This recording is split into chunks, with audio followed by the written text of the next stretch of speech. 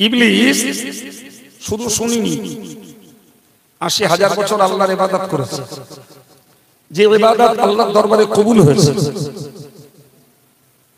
৮০,০০০ বছর ইবাদত করেছে, আল্লাহর কাছে কবুল হয়েছে। সেই ইবলিস তার জীবনে দুটো দোষ করেছে। একটা দোষ করেছে অহংকার করেছে। মাটির তৈরি আদমকে কিবলা বানিয়ে সিজদা করেনি, বিনিময়ে হয়েছে শয়তান। পরে আরেকটা দোষ করেছে, তার নাম হিংসা। এক তো সিজদা করেনি অহংকারের দায়, আর হিংসা করেছে আদমকে সবে বানিয়ে আল্লাহ জান্নাতে থাকতে দিল। দুটো দোষ, অথচ তার আগে রয়েছে ৮০,০০০ বছরের ইবাদত। মাত্র দুটো দোষ, বিনিময়ে সে হলো জাহান্নামীদের নায়ক। ঠিক না? আল্লাহ পরিষ্কার বলেছেন, লা'আমলা'আন্না জাহান্নামা মিনকা ওয়া মিম্মান তাবিআকা মিনহুম আজমাইন। আল্লাহ বললেন তোরে আর তোর যারা অনুসরণ করবে, এই উভয়কে দিয়ে আমি জাহান্নাম ভরাবো। খুদ কোরআনের বক্তব্য, খুদ কোরআনের বক্তব্য। আল্লাহ বললেন তোকে দিয়ে অনুসারীদেরকে দিয়ে জাহান্নাম ভরাবো। এখন বলে তারে আমি জাহান্নামের নায়ক বলেছি, ঠিক বলেছি না ভুল বলেছি? ঠিক বলেছি। কিয়ামতের দিনে বিচার হয়ে যাবে। তো আল্লাহ পাক বলেছেন, আল্লাহ পাক বলেছেন এই আরশের ডান দিকে যারা, আল্লাহ বললেন হাউলাই ইলাল জান্নাহ ওয়ালা উবালি, এরা সব জান্নাতে যাবে, আমার কোনো পরোয়া নেই। যে এরা জান্নাতে ঢুকলে আমার কোনো অভাব হবে, জান্নাতের জায়গা শর্ট হয়ে যাবে, এমন কোনো ব্যাপার আমার বলেন বলেন এরা জান্নাতে যায়। আরশের বাম দিকে যারা, তাদেরকে কোরআনে আসহাবুস শিমাল, বামপন্থী বলা হয়েছে। আরে যারা ডান দিকে, ওদেরকে ডানপন্থী বলা হয়েছে। আল্লাহ বললেন হাউলাই ইলান নার ওয়ালা উবালি, এরা সব জাহান্নামে যাবে, আমার কোনো পরোয়া নেই। এখন আমরা যারাই বসে কিয়ামতের দিনে কে থাকবো ডান দিকে আর কে থাকবো বাম দিকে, অঙ্ক আল্লাহর কাছে। কার কাছে? আল্লাহর কাছে। এখন বলে যদি আল্লাহ না করুন, আমরা এই রাত্রিতে যারা এই কোরআন সুন্নাহর কথাগুলো শুনছি, এগুলোকে কাজে লাগাবো না, লেটেস্ট কিয়ামতের দিনে আরশের বাম দিকে আমাদের অবস্থান হবে। আল্লাহ বলবেন এরা জাহান্নামে, আমার পরোয়া নাই। কেন? এরা তো সব আল্লাহর সৃষ্টি, এরা তো আল্লাহর সাধের বান্দা বান্দি, অথচ এরা জাহান্নামে যাবে, আল্লাহর পরোয়া নেই। কেন ভাই? আল্লাহর পরোয়া এই জন্য থাকবে না, বান্দা তোর জন্য আমি সমস্ত রকমের সুযোগ দিয়েছি, তোরে সৃষ্টি করেছি, শ্বাস প্রশ্বাস দিয়েছি, বৃষ্টি দিয়েছি, বাতাস দিয়েছি, রৌদ্রের তাপ দিয়েছি, তোর জমিনে ফসল দিয়েছি, তোর বাপ মা দিয়েছি, তোর ছেলে মেয়ে দিয়েছি, তোর বন্ধু বান্ধব দিয়েছি, তোর বাসবাড়ি দিয়েছি, তোর ব্যবসা বাণিজ্য চাষবাসের ভিতর দিয়ে অর্থ দিয়েছি, তোর সুখ দিয়েছি, রোগ দিয়েছি, সুস্থ করেছি, সমস্ত নিয়ামত গুলো দিয়েছি।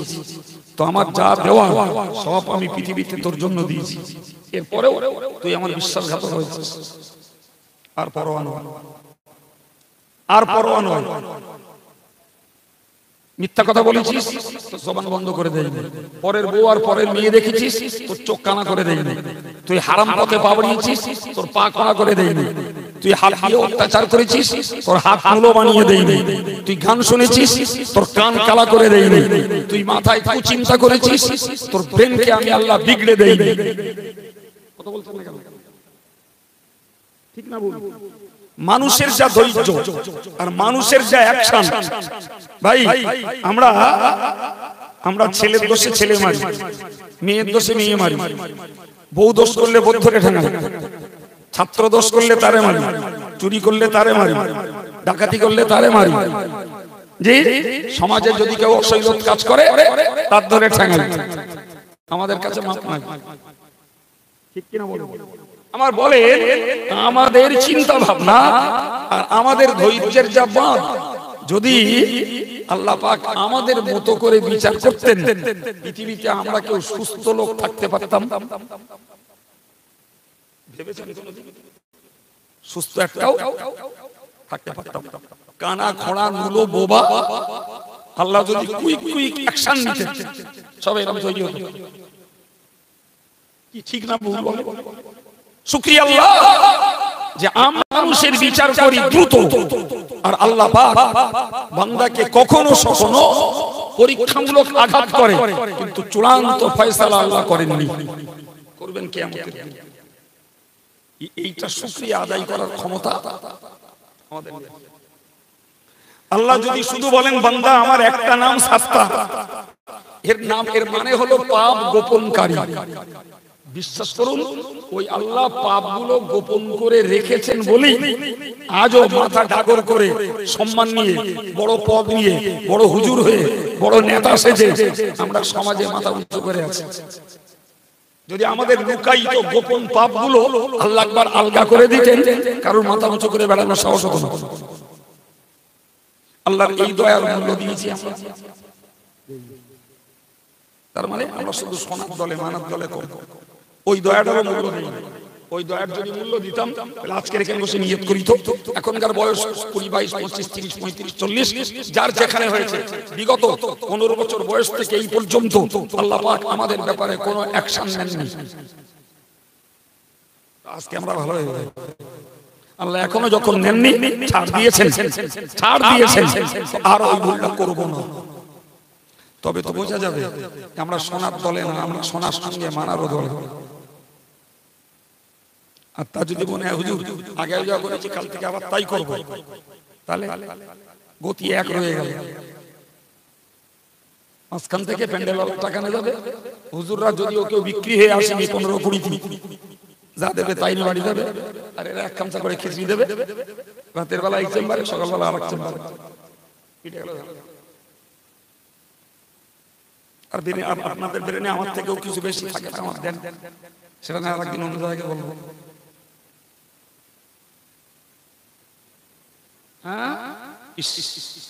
আল্লাহর নিয়ামতের মূল্য দিলাম না, আল্লাহর দয়ার মূল্য দিলাম না, আল্লাহ আমাদের প্রতি কতটা সুরক্ষা দিচ্ছেন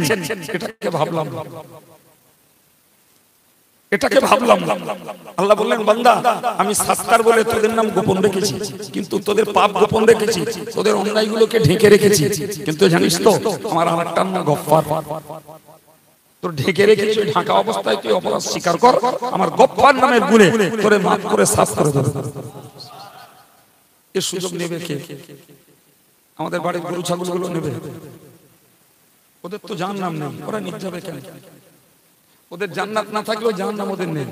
আমরা যেমন সম্মানিত, জি আমাদের জন্য যেমন রয়েছে জান্নাতের আশা, তেমন রয়েছে জাহান্নামের ভয়। তাহলে সুযোগ নিলে আমাদের নিতে হয়, কিন্তু না নিয়ে যারা মরবে, এবার বুঝুন ওই বাম গোষ্ঠী যারা,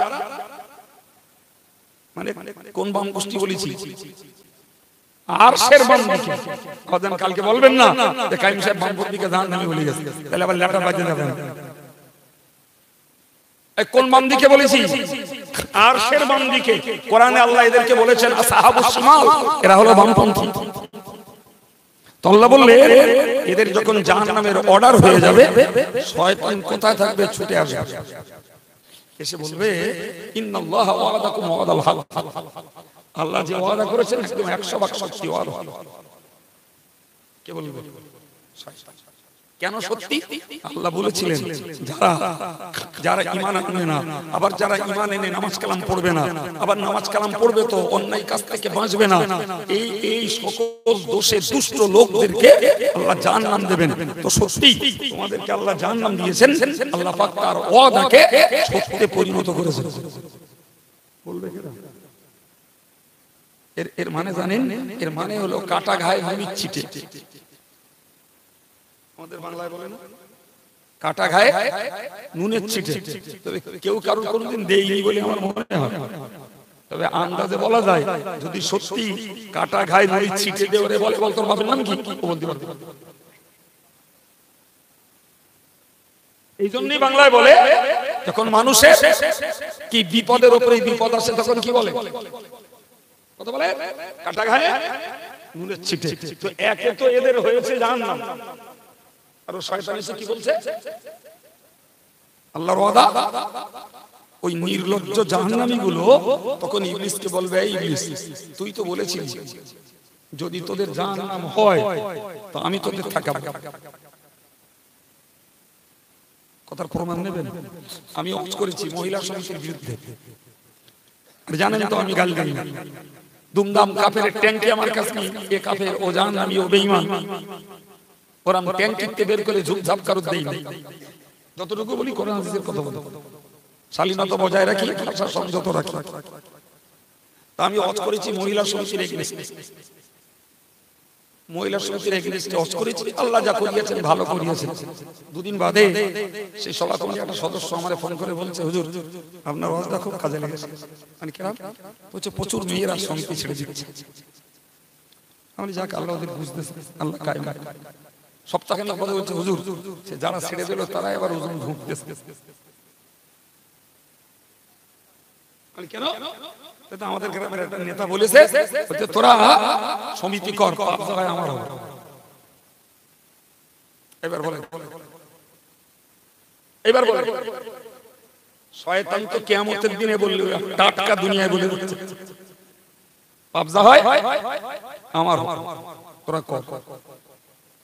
এখন এ যে জন্তু বলেছে তারও বা জ্ঞানের দৌড় কি, আর ওই জন্তুর কথা শুনে নতুন করে যারা ঢুকছে এরাও বা কোন জাতের মুসলমান? আরে খাবে রহিম আর পেট ভরবে করিম, বিষ খাবে আমেনা আর হাত পা খেসবে মরিয়ম। কথা বলেন না কেন? রহিম খেলে রহিমের পেট ভরবে, আমেনা যদি বিষ খায় আমেনা হাত পা খাসবে, মরিয়ম নয়। তুমি পাপ করবা, পাপের দায় নেবে ওই শয়তানের গোড়াচ্ছে। কথা বলে কোশ্চিন কালেও নয়। সম্মানিত ভাইরা আমার, তো কিয়ামতের দিনে মানুষগুলো, জাহান্নামীগুলো শয়তানকে বলবে, এই শয়তান তুই তো ওয়াদা করলি আমাদের, এ তোদের থাকাবো, তোদের রক্ষা করবো, তোদের কোনো টেনশন নেই, ওসব কিছু নেই, ও জাহান্নামও নেই, জান্নাত নেই, সব তো তুই বলবি। তোর কথা শুনি নামাজ পড়ি, তোর কথা শুনে গান শুনি, তোর কথায় উদ্বুদ্ধ হয়ে সুবাদ দেই, তোর কথায় উদ্বুদ্ধ হয়ে আমরা সেই যে বুঝে নায়িকা সেজে যে বাড়ি চেনা যাবে না ওটা কার কেনা। কথা বলছেন না কেন? বাড়ি যখন থাকে তখন মনে হয় ঝি সুইপার, যখন বেবাড়ি দেয় তখন জাত জাত দেয়, সে চিনতে পারে না ওরটা ওর না লোকের। কথা বলছেন না কেন? অথচ পৃথিবীতে একটি জায়গা আছে একটা স্ত্রী জাতির জন্য সাজবার, সেটা হলো তার স্বামী। সে স্বামীর কাছে সে ঝাড়ুদার, স্বামীর কাছে ঝি, আর বাইরে বেরোয়, ডাক্তারখানায় যায়, বেবাড়ি যায়, ব্যাংকে যায়, তখন মনে হয় নায়িকা। 100 ডিগ্রি উল্টো। প্রিয় ভাই আমায় এখন বলুন, আমি আপনাকে বোঝাতে চাইছি, ওই লোকগুলো তখন বলবে, এই লোকগুলো বলবে, শয়তান তুই যা ওয়াদা করবি তোর ওয়াদাটা রক্ষা কর। আল্লাহ তো আল্লাহর ওয়াদা সত্যে পরিণত করে কি দিচ্ছে। বাহ, ভালোই মনে রেখেছে, তোর ওয়াদা তুই রক্ষা কর, তুই আমার এবার থাকা। কোরআন বলছে, ইবলিস তখন বলবে, ওয়া'আতুকুম ফাআখলাফতুকুম, যা আমি ওয়াদা করিলাম, আমার ওয়াদা ভেঙে দিলাম। একদম টাটকা পরিষ্কার বলবে, ওয়া'আতুকুম ফাআখলাফতুকুম, আমি ওয়াদা করিলাম, আমার ওয়াদা আমি ভেঙে দিলাম। তো কোরআন শরীফে আল্লাহ বলেছেন, যখন ইবলিস এরকম করে বলবে, শয়তান সঙ্গে আরেকটা কথা বলবে, তোরা কেন আমার দোষ দিচ্ছিস? ওমা কানা লি আলাইকুম মিন সু, তোদের উপরে আমার কোনো ক্ষমতা ছিল না, তোদের উপরে আমার কোনো অধিকার ছিল না, তোদের উপরে আমার নেতৃত্ব, আমার বাদশাহিত্ব, আমার খবরদারি কিচ্ছু চলতো না। কি করে চলবে? আমি তোদের খেতে দেইনি, তোদের পড়তে দেইনি, তোদের সুন্দর সুস্থ জীবন দেইনি, তোদের রোজগার দেইনি, তোদের শিক্ষা দেইনি, তোদের চাকরি দেইনি, সব দিয়েছে আল্লাহ, আমি কিচ্ছু দেইনি। তা তোদের উপরে আমি ক্ষমতা খাটাবো কি? আমি তো কিচ্ছু দেইনি তোদের। একটা কাজ আমি করেছি, সেটা কি? ইল্লা দাউতুকুম ফাস্তাজাবতুম লি, একটা কাজ করেছি, সেটি হলো যে আমি আমার দলে তোদেরকে ডেকেছি। ইবলিস শিকার হচ্ছে। আচ্ছা বলেন তো, পৃথিবীর কোন দল আছে যে তার দলের লোক ডাকে না? কথা বলেন। একদম ধর্মের দল হোক আর রাজনীতির দল হোক, যে যেটা করে তার দলে আমরা অল ইন্ডিয়া সুন্নাত ওয়াল জামাত সর্বত্র লোকদেরকে বলি ভাই সংগঠনটার সদস্য হন, আমাদের শিক্ষা আন্দোলনে আমাদের সঙ্গী হন, আমাদের পত্রিকা পরিচালনায় সহযোগী হন, আমাদের প্রতিষ্ঠানগুলোতে দান করুন, বলি না বলি না। আবার আরেক দল সে যে দল করে সে দলের লোকদের ডাকে। তো ইবলিস বলবে আমার তোদের উপরে কোনো ক্ষমতা কোনো অধিকার কি বলে ছিল না। একটা কাজ আমি করেছি, আমি জাহান্নামের দল করি, আমি তোদেরকে জাহান্নামের পথে ডেকেছি, আর সেই ডাকে তোরা সাড়া দিয়েছিস। কোরআনের শব্দ আমার শব্দ নয় বাবা। ফাস্তাজাবতুম লি, তোরা আমার ডাকে সাড়া দিয়েছিস। ওই রাস্তার ধারে একটা পুকুরে একটা ছেলে ঢিল ফেলতেছে, তার ঢিল ফেলছে, তখন ভয়তে ভয়তে বলে অনেক ফেলতে ফেলতে অমুক ফেলতে বলে ও যদি তোর আগুন কি ঝামঝাম বলে দিবি, বলি না আমরা বলেন। তো ইবলিস বলল আমি ডেকেছি, তোরা এলি কেন? তোদের না আসলি তো আমি তোদের গলায় গামছা দিয়ে আনতে পারতাম না। ইবলিস কাউকে ঘাড়ের দিকে ধাক্কা দিয়ে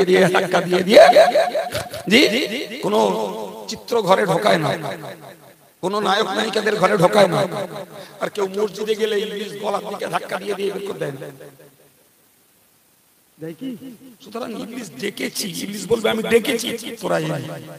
সুতরাং ফালা তালুমুনি, তোদের কাছে আমার সত্য প্রস্তাব, তোরা আমার নামে গাল দিস না, আমার নামে তিরস্কার করিস না। মানুষগুলো তখন তো দাঁতে দাঁতে খিঁচবে, তারা জিভ কামড় খাবে, চোখ তাদের লাল হয়ে যাবে ওই ইবলিসের উপরে। ইবলিস তখন বলবে দেখ আমারে গালি দিস না, আমারে তোরা দাঁত মুখ টানাটানি করিস না, আমার নামে তিরস্কার করিস না। অলুমু আনফুসাকুম, যদি গাল দিতে ইচ্ছা হয় নিজে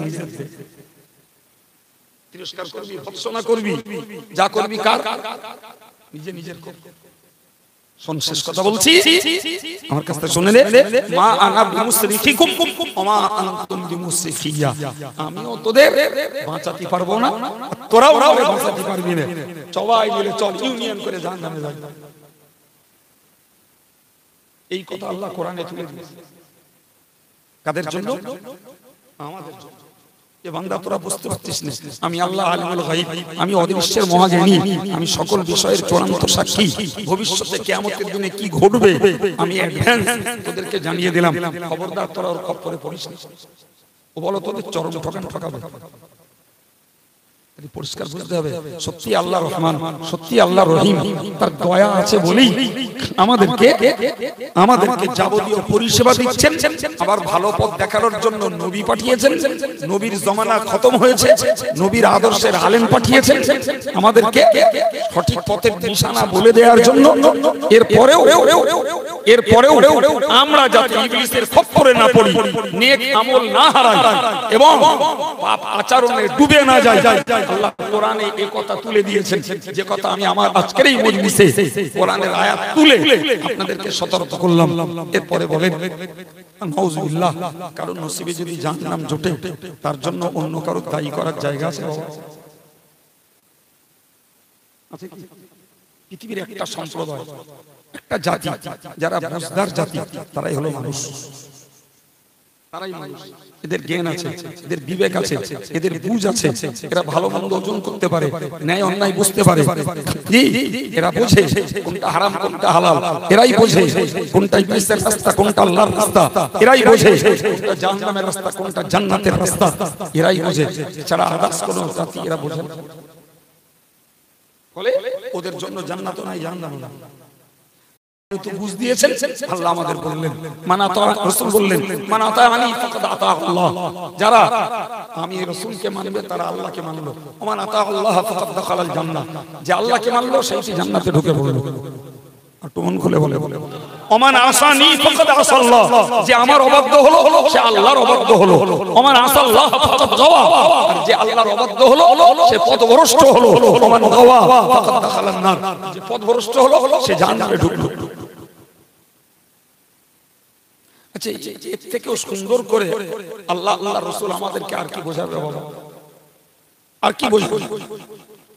সম্মানিত ভাইরা আমার, আমার বক্তব্য আমি আপনাকে বোঝাতে চাইছি আল্লাহ রহমান রহিম, আল্লাহ অসীম দয়ালু, অতীব কৃপাবান। তার দয়ায়, তার কৃপায়, তার অনুকম্পায়, তার অনুগ্রহে আমাদেরকে বাঁচানোর জন্য সাবধান করে দিয়েছেন। এরপরেও আমরা সাবধান হব না। প্রিয় ভাইরা আমার, ইবলিস যখন আদমকে কিবলা বানিয়ে সিজদা করিনি, আল্লাহ ইবলিস জিজ্ঞাসা করলেন করলি না কেন? ইবলিস বলল আনা খায়রুম মিনহু, আমি আদমের থেকেও ভালো। আউযুবিল্লাহ বললেন, আমি আদমের থেকেও। কেন রা বললে খলাকতানি মিন নার খলাকতাহু মিন তিন, আপনি আমারে বানিয়েছেন আগুন দিয়ে আর আদমরে বানিয়েছেন মাটি দিয়ে। মাটির গতি নিচের দিকে আর আগুনের গতি উপরের দিকে। তো তুমি যে আমারে ওই আদমের কাছে সিজদা করতে বললে, এটা যুক্তিসঙ্গত হইছে? এরই বলে আমাদের দেশের ভাষায় খোদার উপরে খোদগরি। ও সিদ্ধান্তটা কার ছিল? আল্লাহর। তো তার উপরে চাপিয়ে বলছে আমি ঊর্ধ্ব গতি আর আদম নিম্ন গতি। নিম্ন গতির কাছে আমি মাথা নত করব, ইট ইজ ইম্পসিবল। এটা অসম্ভব, এটা হতে পারে না। আল্লাহ পাক বললেন লানাতি ইলা ইয়াউমিদ্দিন, যা তোর উপরে কিয়ামত পর্যন্ত আমার লানত। কতদিন পর্যন্ত? আগে একবার বলেছি, মনে আছে? ইবলিস কত হাজার বছর ইবাদত করিল? মনে আছে সবার? ক বছর? ৮০,০০০ বছর। এবং ৮০,০০০ বছরের ইবাদত আল্লাহর কাছে কবুল হয়েছে। ভাবতে পারা যায়? এই আপনি তো শ্রোতার, আমি তো বক্তা, আর আমি তো একটা টুনকো লোক। পৃথিবীর কোন বড় থেকে বড় ব্যক্তিরও কারোর বলার ক্ষমতা নেই আমার ৮০,০০০ যাক, ৮ বছর যাক, ৮ দিন যাক, ৮ ওয়াক্ত যাক, এক ওয়াক্তের নামাজ কারোর কবুল হয়েছে বলার ক্ষমতা নেই।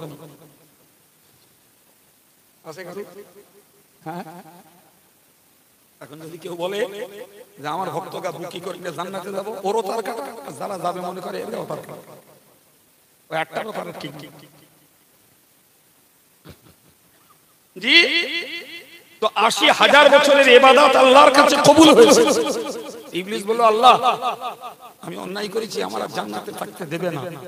ফেরেশতার দল থেকে তুমি বহিষ্কার করে দিলে, তোমার রহমত থেকে বঞ্চিত করে দিলে, সব মেনে নিলাম, আমি ৮০,০০০ বছর ইবাদত করেছি, জন্য তোমরা দাও। ইবলিসের কথা যুক্তি আছে না নাই? আরে বাবা, আমি আপনার বাড়ির মান্ডা, আপনার বাড়ি থেকে থেকে হাটকো চিনিলাম, 2 মাস কাজ করেছি, আপনার পকেট থেকে টাকা চুরি করেছি, ধরা পড়ে গেছি, তা আপনি আমার আর রাখবেন না। কিন্তু বিচার তো বলবে রাখবা না রাখবা, 2 মাস কেটে যাবে, দামটা দিয়ে দাও, মাইনেটা দাও। বিচারকরা বলবে না বলবে না? ইবলিস বলল আল্লাহ তুমি আমার আর তোমার জান্নাতে থাকতে দেবা না, ফেরেশতাদের দলে না, তোমার রহমতের ছায়ায় না, সব বুঝে গেছি। আমার ৮০,০০০ বছর ইবাদত, তার মজুরি, তার জনের দামটা দাও। আল্লাহ অফার দিলেন, তুই কি নিবি বল, তুই জানবি তাই। শয়তান বলল আনজিরনি ইলা ইয়াউমি ইউবাসুন, আল্লাহ আমি অন্য কিছু নেব না, আমি চাচ্ছি আমাকে কিয়ামত পর্যন্ত হায়াত দিতে হবে। কতদিন ও বাঁচবে? আল্লাহ বলল যা, তোর দোয়া কবুল করলো। ফের বলল আল্লাহ আমার আরেকটা দাবি কবুল করতে হবে। বলে কি? বলে আদমের প্রতিদিন যে কটা করে সন্তান হবে, ওই কটা করে সন্তান আমার দিতে হবে। তাহলে হ্যাঁ ইবলিস এত সন্তান কি করবি? বলে আল্লাহ যে আদমের জন্য এই তোমার দয়ার জান্নাত থেকে আমার বাইরে বেরিয়ে, ওই আদমের সন্তানদের পিছনে একটা করে আমার চল লাগাবো, দেখি এরা কি করে জান্নাতে যায়। তবে তুমি জেনে রাখো আল্লাহ লা আহতানি কান্না যুররিয়াতাহু ইল্লা কালিলা, আমি অধিকাংশরে আমার ভক্ত বানাবো, অল্প কিছু আমার খপ্পর থেকে বাঁচাবো। আল্লাহ বললেন যা, তোর এই দোয়া কবুল করলো, তোর অতটা সন্তান তুই লাগা, আদমের বাচ্চাদের পিছনে একটা করে। আমার রাসূলুল্লাহ যখন বলেছিলেন এই কথাগুলো, রাসূলকে সাহাবারা জিজ্ঞাসা করলেন ইয়া রাসূলুল্লাহ আপনার পিছনে আদম, আপনার পিছনে ইবলিস চর লাগিয়েছে? রাসূল বলেন হ্যাঁ আমার পিছনে একটা লাগিয়েছে। বলেন আমরা বাদ যাই, মুফতি সাহেব বাদ যাবে না পিছ যাবে? খোদ নবী বলছেন আমার পিছনেও ইবলিস তার চর একটা লাগিয়েছে, ওয়ালাকিন আসলামানি, সুবহানাল্লাহ বলেন। রাসূল বললেন তবে সে আমার বিরুদ্ধে কিছু করে না, আমার অনুগত হয়ে চলে। আমার নবী ইবলিসের একবার জিজ্ঞেস করেছিলেন এই ইবলিস আমার এই সাধারণ উম্মতগুলোর ব্যাপারে তোর ভাবনা চিন্তা কি রকম? তো বললে হুজুর সত্যি কথা বলবো, তো বলে বল সত্যি। বলছে হুজুর অহম তাতা ইবতি, ওরা সব আমার এই বগলের নিচে থাকে। কারা? এই কারা? আরে আমরা আমরা বগলের নিচে এত জায়গা আছে। এই 775 কোটি পৃথিবীর বর্তমান মানুষ এসব বগলের নিচে জায়গা ধরে? কথা বলেন না। দেখেন না দুটো যুবক ঝগড়া বাঁধা, 3 নম্বরে একটা লোক দুটো ঠেকিয়ে দেয়, একটু দূর করে দেয়, তার দুটো দু জায়গা দিয়ে বলে গাড়ি ঘুরতে থাকে। ভাই গাড়ি দিয়ে মধ্যে লোক যায়, এগুলো কথার ধরন। ইবলিস যেটা বললো ওটা কথার ধরন। তার মানে হুজুর এরা আমার এতটাই অনুগত, আমি যখন যারে যাব না তাই শুনি। নাউজুবিল্লাহ। আর একটু জোরে বলে। সম্মানিত ভাইরা, তো আমি আপনাকে বোঝাতে চাইছি দ্বিতীয় নম্বরের দোয়া, আদমের যে কটা করে সন্তান হবে আমার সেই কটা করে দেওয়া লাগবে। আল্লাহ বললেন যা তোর এই দোয়া কবুল করুন। ইবলিস খুশি, যা চাচ্ছে পাচ্ছে। ও বলল আল্লাহ আমার একটা দোয়া আছে, আরেকটা দাবি, আমার জন্য আমার আরেকটা দিতে হবে। আল্লাহ তখন বললেন এই ইবলিস এরা কটা নিবি? ইবলিস দেখতে ভালো না, আর কোথায় দেয় না। তখন বলল আল্লাহ এই একটা দেন, আর বলবো না।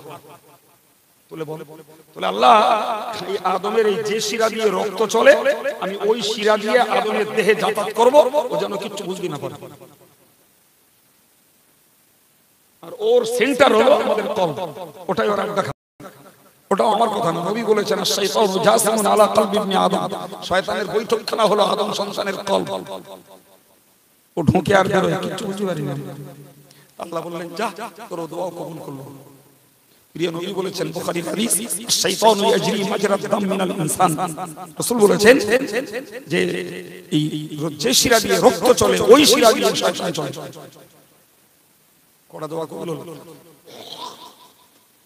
বলেন না কটা দোয়া? তিনটের একটাও ছোট, মারাত্মক মারাত্মক।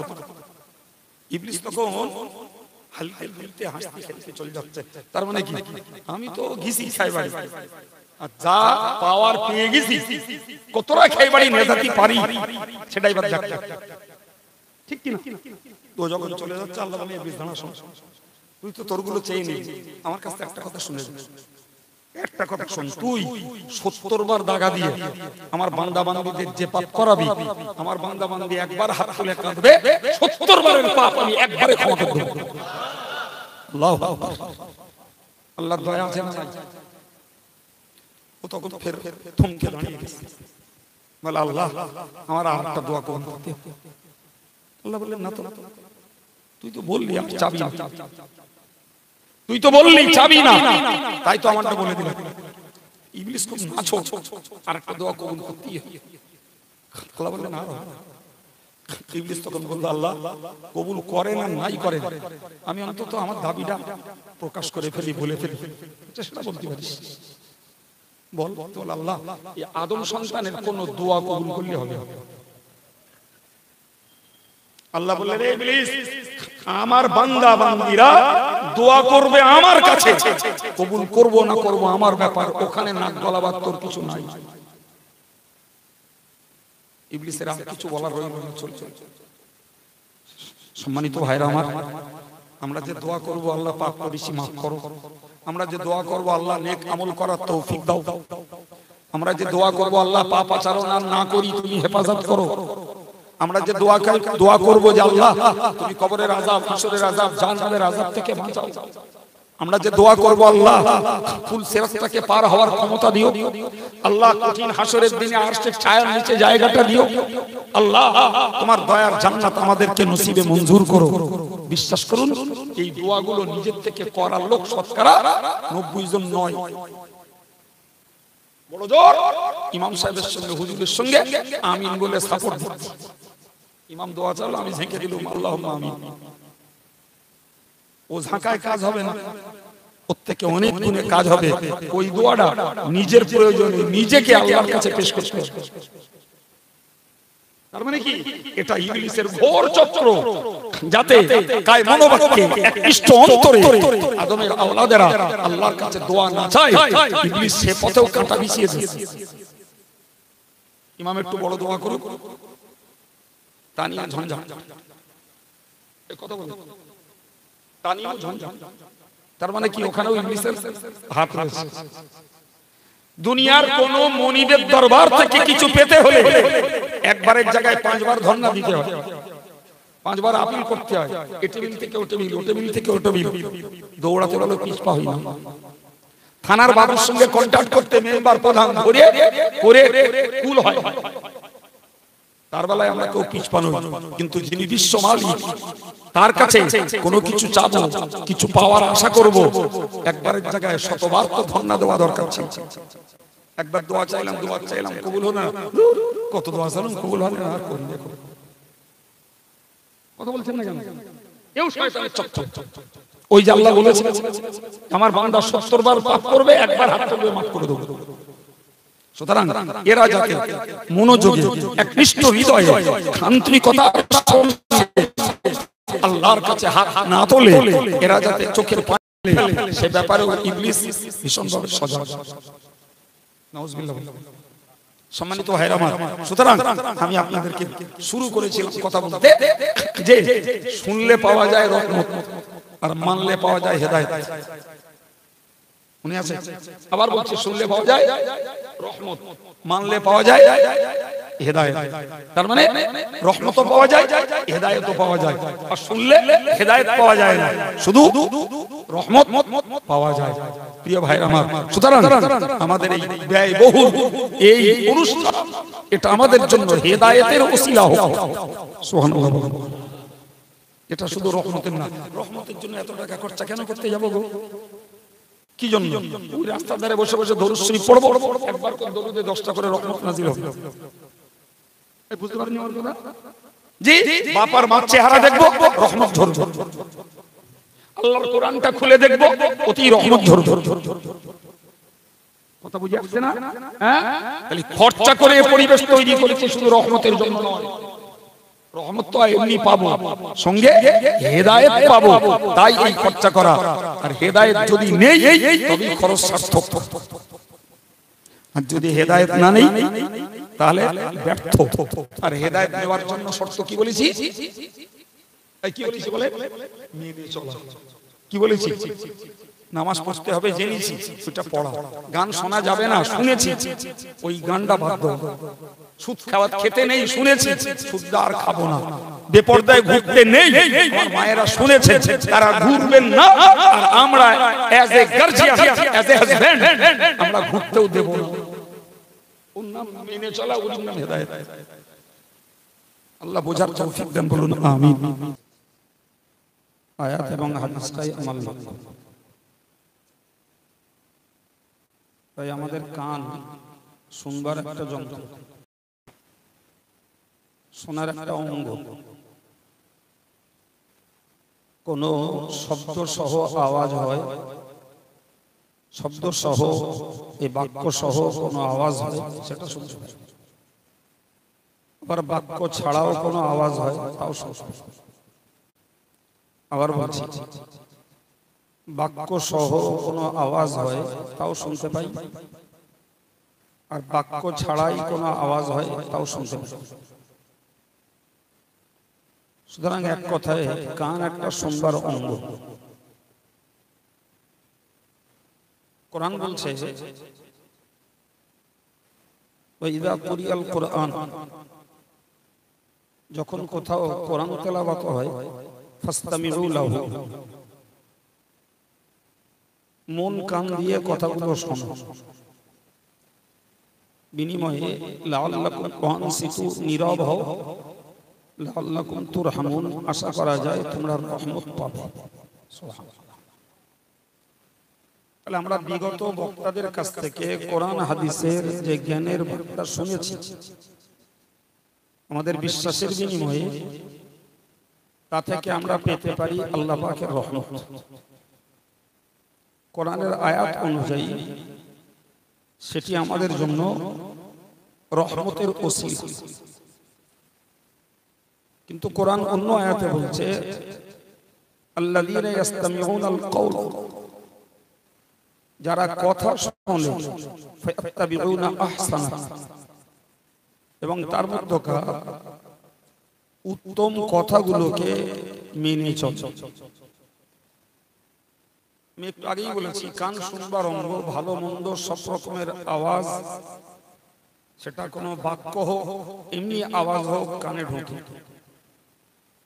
কিন্তু যেগুলোকে ভালো বলে আমরা বুঝি, কোরআনের বক্তব্য, সেইগুলোকে যারা মেনে চলে, উলাইকাল্লাযীনা হাদাহুমুল্লাহ, তারাই হলো হেদায়েত প্রাপ্ত বান্দা।